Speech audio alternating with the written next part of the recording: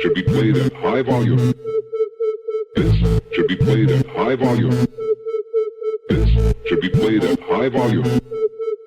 Preferably in a residential area. The following thoughts on Hoppe Hour do not represent Cox Media Group or its sponsoring. Anything you hear may and will be used against you. Thank you. Voted as best local podcast in Tampa Bay by the Creative Loafing. You're listening to Hoppe Hour. What up? What is happening? This is Hoppe Hour. I am your host, Ryan Hoppe, and I'm very pumped about my next guest. He is heard in the afternoons on 96.5 AMP in Philadelphia and weekends on 92.3 AMP in New York City. Mike Adam is on the line. What's up, dude? Nothing, man. Thank you so much for having me. I was flattered when I got that DM from you that you wanted to have me on. Of course, man. I love what you're doing in radio because you are very laid back in the way that you approach it, and your tweets are very funny because a lot of these radio guys have the radio voices, but you don't know who they are as a person, and I just see that you're a really cool dude. Oh, I really appreciate that. You know, it's kind of a double-edged sword, I guess, when you have that kind of delivery, because a lot of programmers, even today, you know, they still want that kind of like pukey radio voice or whatever, and that was never really my thing. I was just kind of like, I would hope that when I'm just talking to you, I sound the same as when you hear me on the radio, you know? How do you approach radio? Because I feel like for talk radio, you need much more prep. How does the prep work for music radio? That is an awesome question.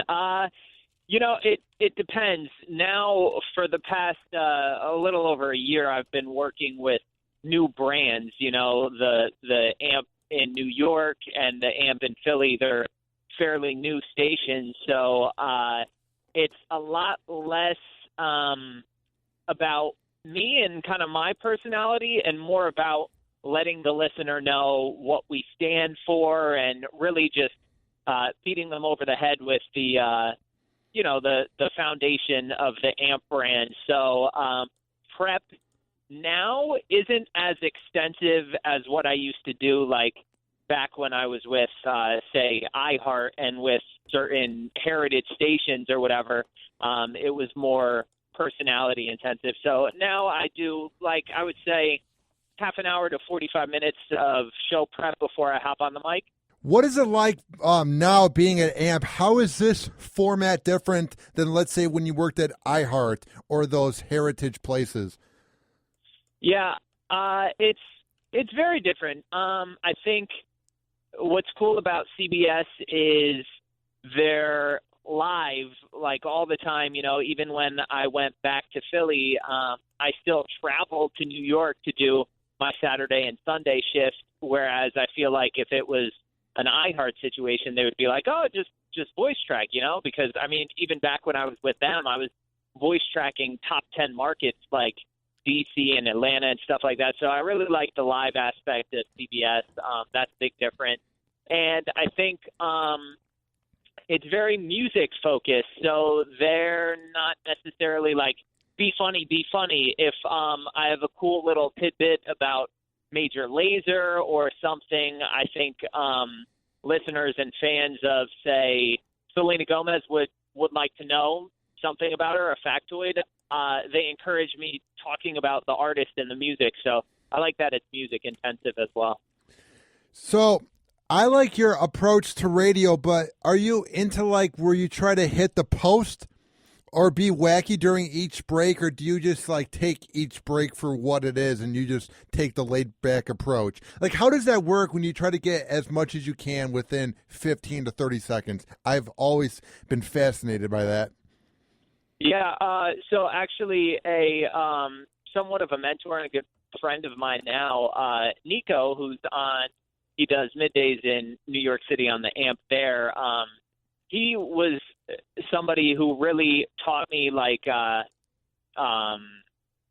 and the CBS systems and stuff like that, and trained me when I was transitioning from iHeart to CBS. And he said something really cool. He was like, dude, I know you're always out to hit the posts or whatever, but he was like, don't worry about that, man. He was like, if you finish your thought, a few seconds before the post is there, just end your break. He was like, don't try to just interject some whatever to try and hit the post. He was like, the only people that care about that are really radio people. The listener doesn't care, and it's true. So I think, yes, there's a little bit of an emphasis if you're trying to tell a certain joke or you're playing a caller and you want to hit that post for the punchline or whatever, then it magnifies the joke. But if you're just doing a local break or talking about a contest or something like that, you don't need to hit the post.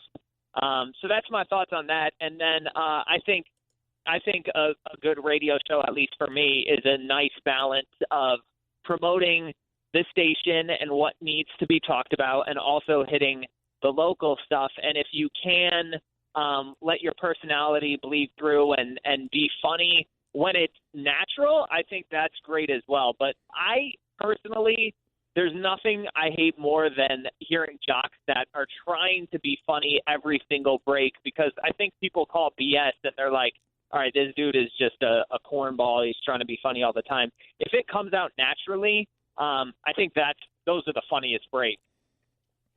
What is your key to being natural? Do you write down your breaks, or since you've been in radio for a good amount of time now, are you good at doing it on the spot? Like, what do you do to make it sound natural?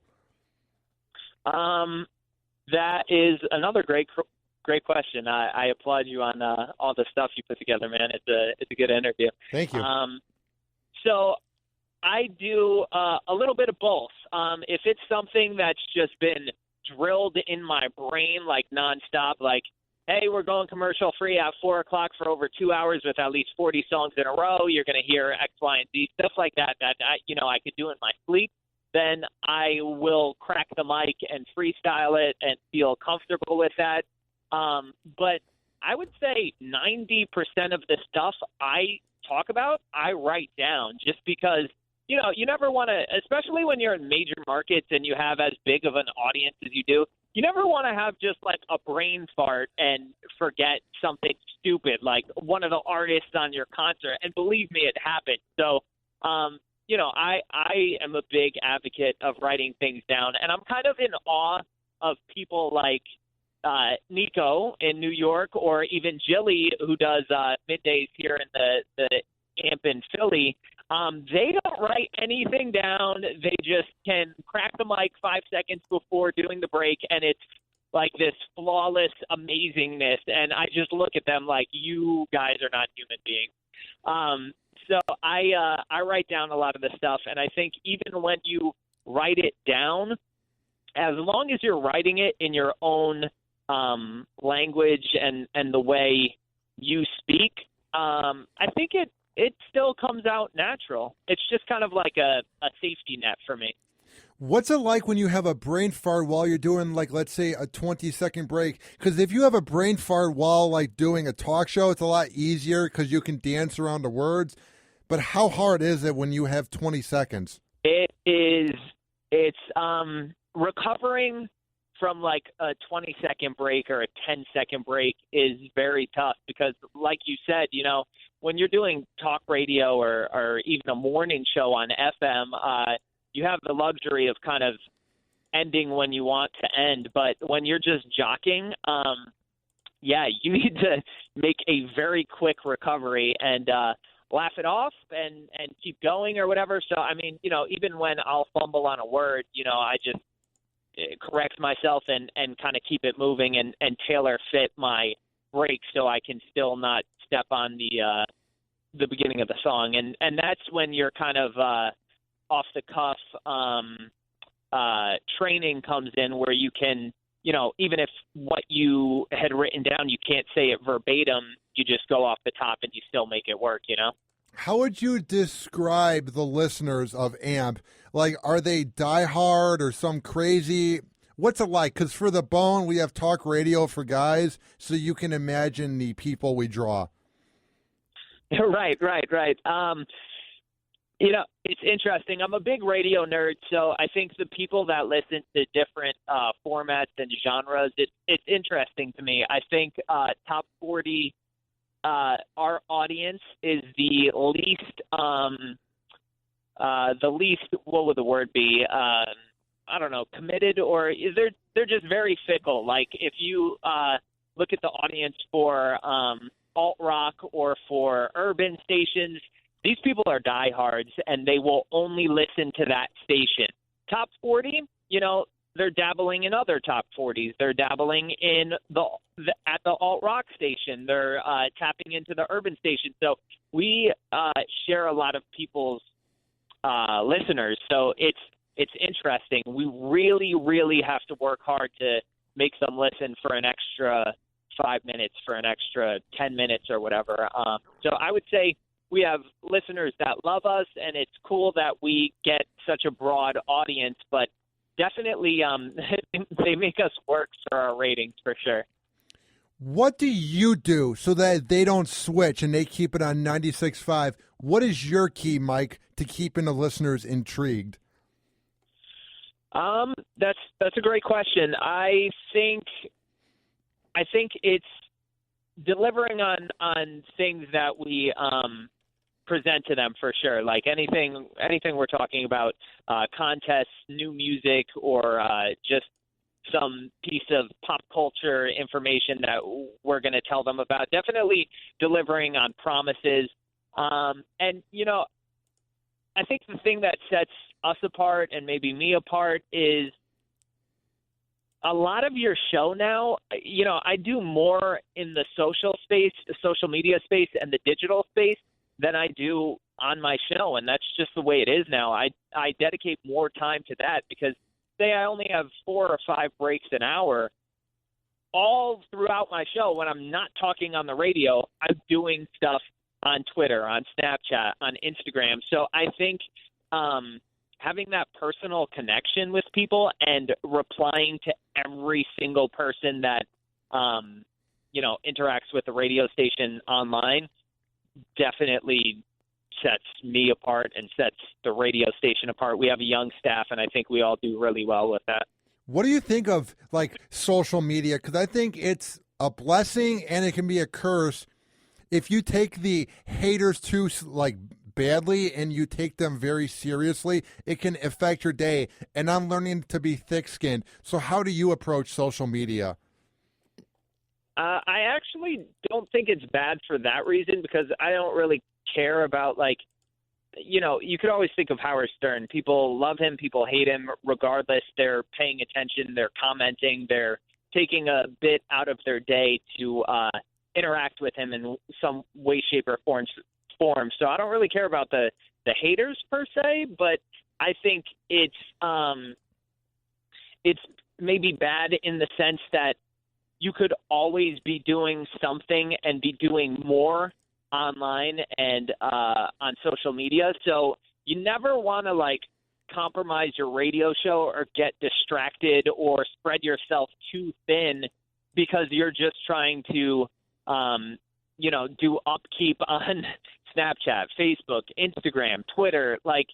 It's a balancing act, a juggling act. So I think managing that is very tough. But on the positive side, it lets us interact with our the fans of the station in a way you were never able to do before. So I think just by DMing somebody, you're building these lifelong listeners. So it's very cool in that sense. So who are some people who have helped you along the way in radio? Who have been some of your mentors, Mike? Oh, there's a very, very long list. Some of the top people that stand out would be Stan Priest.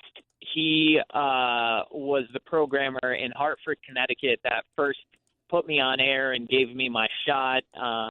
He ended up bringing me to Philadelphia. He was the one who really molded me, taught me radio, and, just gave me the opportunity. And then when I was doing rhythmic premium choice for iHeart, I had this guy named Cat Collins, and he brought me to the next level and really worked with me a lot. So there's definitely him. And then in the CBS family, there's so many people. I mean, both my program directors, Bobby Smith here in Philly, and then Rick in New York.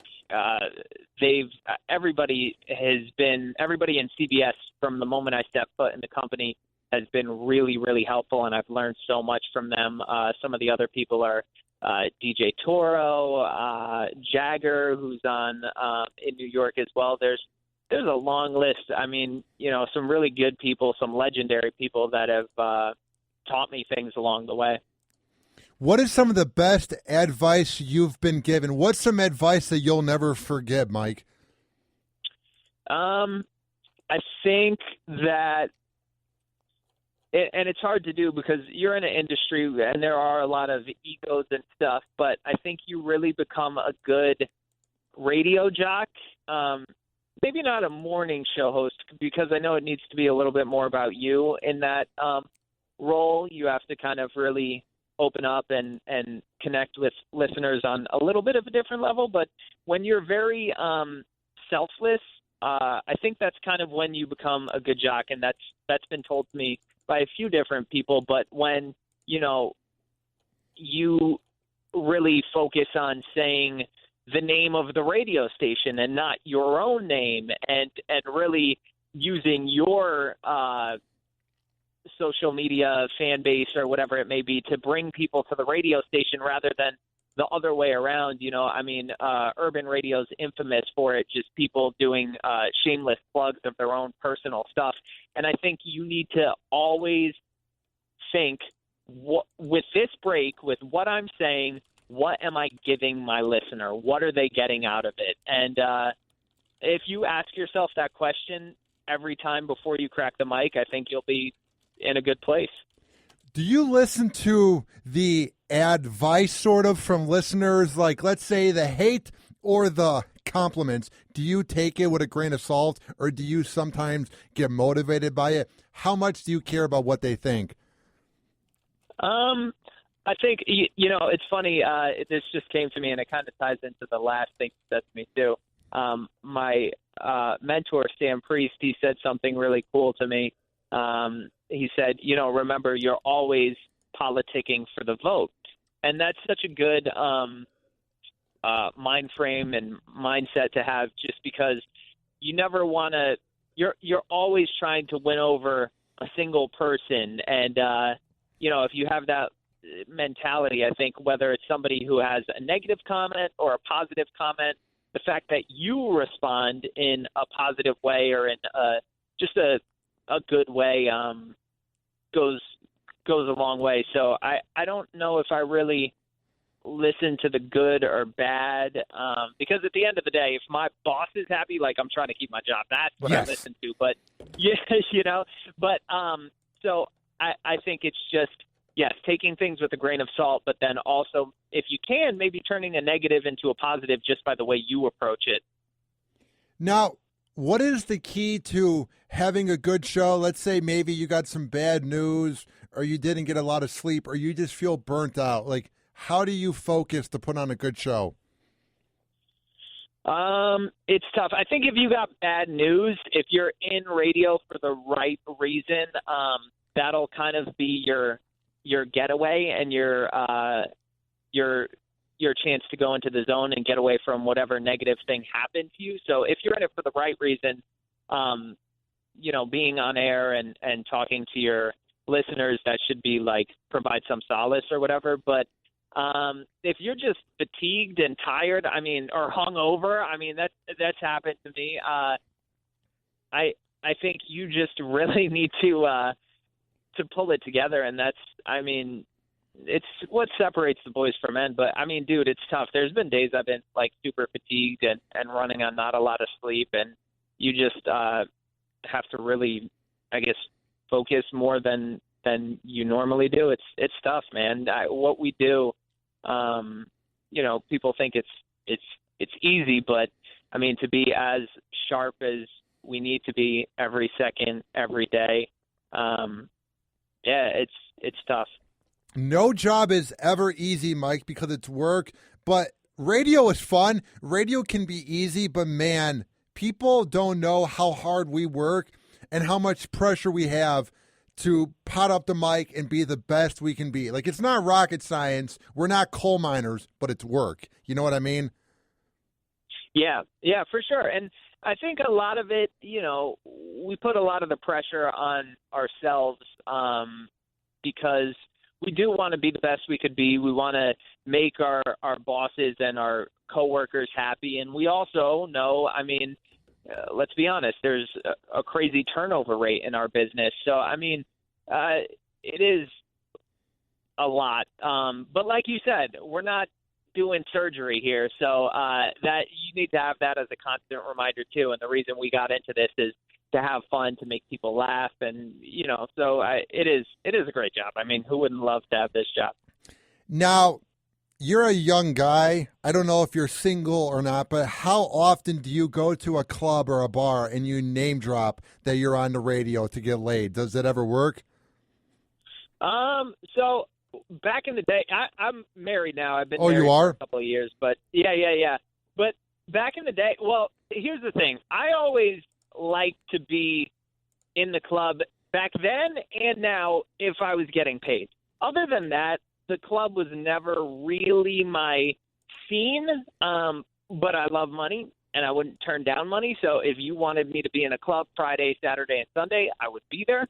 But I don't know. Radio's an interesting thing, people don't see you, so unless you are in a club with a mic in your hand with, some type of radio station logo on you, nobody really cares. Like, I could go to Subway, get a sandwich, and no one gives a crap that I'm up in there. But, yeah, I think at concerts or at clubs or something like that, that's when jocks are really like, listeners or random people are like, oh, my God, that's somebody on the radio. But I don't know. I think people think us radio jocks get laid more than we actually do. Because I think people that are like entertainment reporters on TV or news anchors, if you're the good-looking guy on the morning show, you might get laid more because they recognize you. But to me, like, we're nerds. Like, we're in radio for a reason. We're overcompensating for some reason. Like, we don't get as much as people think we do. You know what I mean? Unless we're some big name in the city that everybody knows. We're not just like getting a lot of girls. We do okay, but you know what I mean.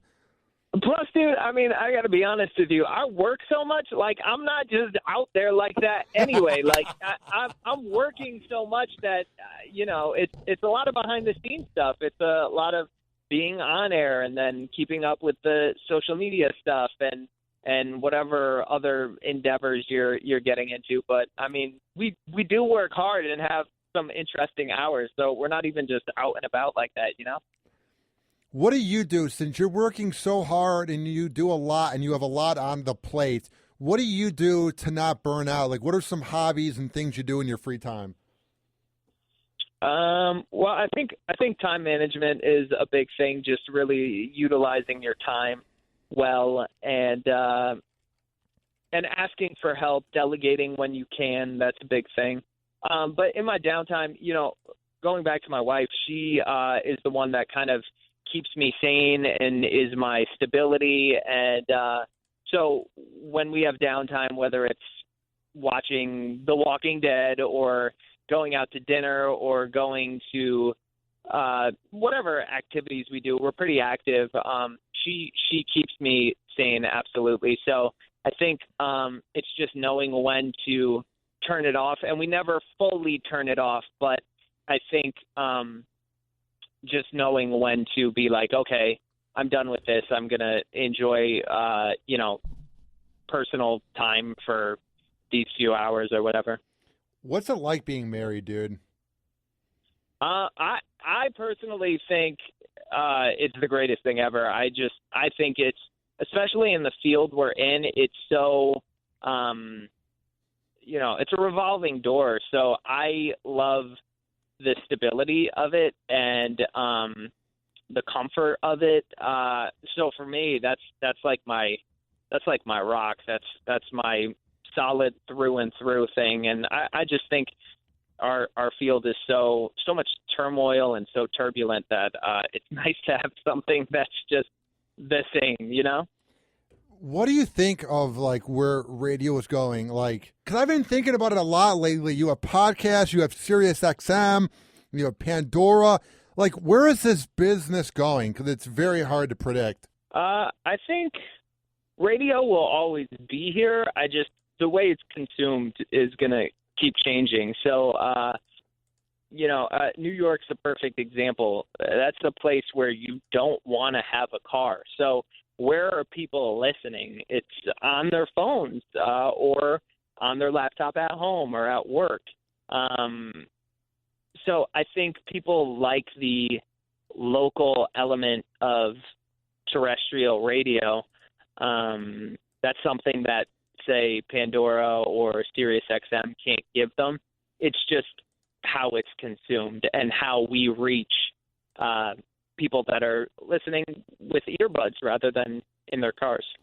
That is a point I never thought about. That if you're in a major market like New York City where there's awful traffic, radio needs to keep up where they have mobile apps, because no one is going to be able to tune on whatever frequency if they're not in the car. I have never thought of that, Mike.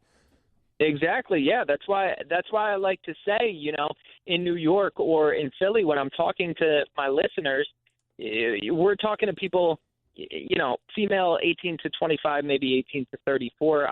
I want to be like, hey, make sure you have your earbuds in at 4:35 because that's when I'm going to be giving away such and such. It's just having that mentality of how your listeners are consuming your product.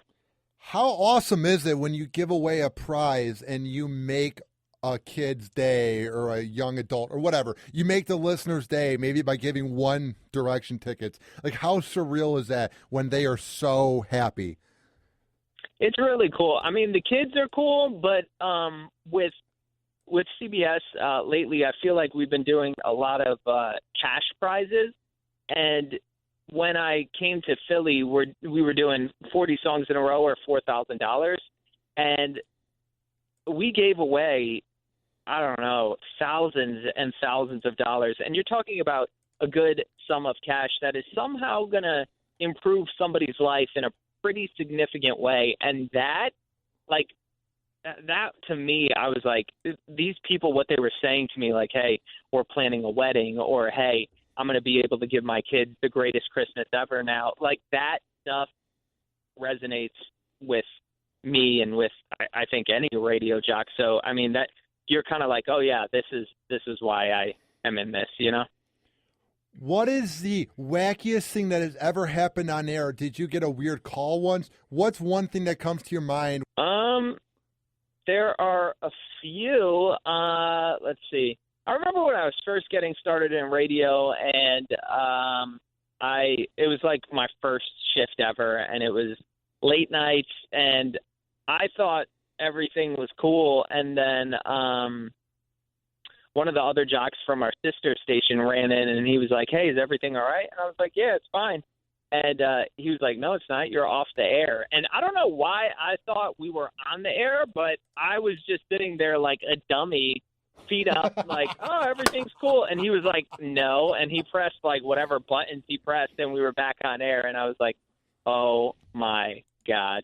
And, I mean, there's moments like that. We all have those stories when we were first getting into it. But that was definitely the most terrible, horrifying moment ever. And then there's some other stuff. I mean, getting calls from prisons are always good ones. And what's that like? I mean, it's great. It's just, I remember when I was in Hartford, when I was doing the night show there forever, I had this like hardcore prison following from one of the jails in Connecticut. And I was like, how does this even happen? And, but I'll take it. And it was just like, people telling me why they were locked up and that they want to shout out people on the outside, baby mamas and stuff like that. I was like, who knew I had such a big following in the jail community? But, stuff like that. I mean, radio is always entertaining. There's not a week that goes by where I don't get some kind of call or, some artist interview where I'm like, oh my God, that was really interesting. What are some interviews that you have been very proud of over your long radio career?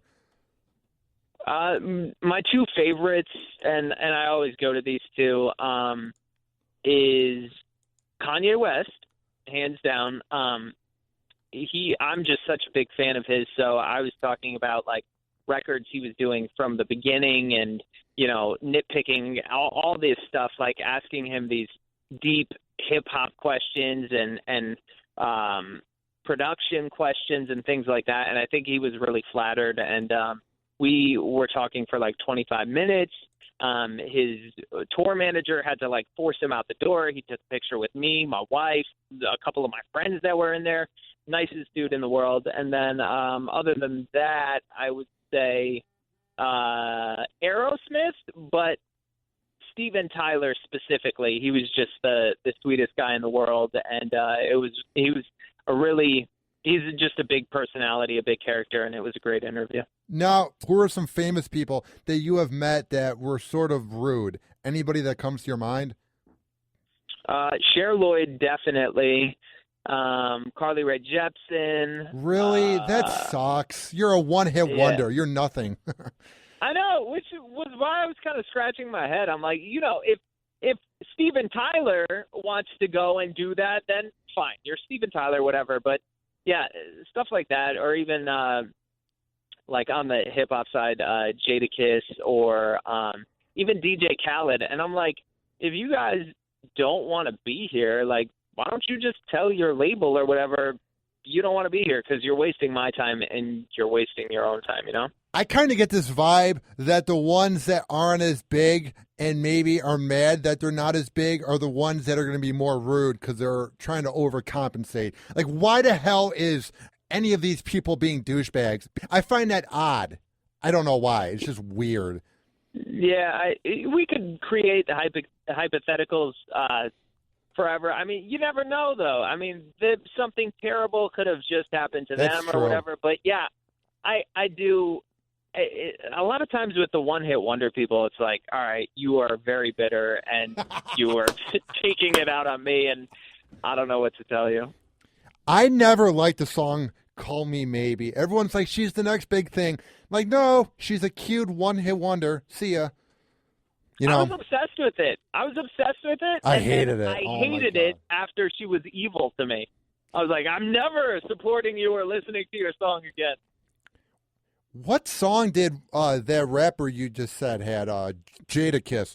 What songs did he have? He had a slew of stuff with the Locks, and then I interviewed him around the time where he was trying to break out and do his own solo thing. Well, it was after he had Knock Yourself Out, and then he was, I think he was giving it another go. He had that song with Neo, and that's around the time I talked to him, and I was just like, dude, you are miserable. We should not even be doing this interview.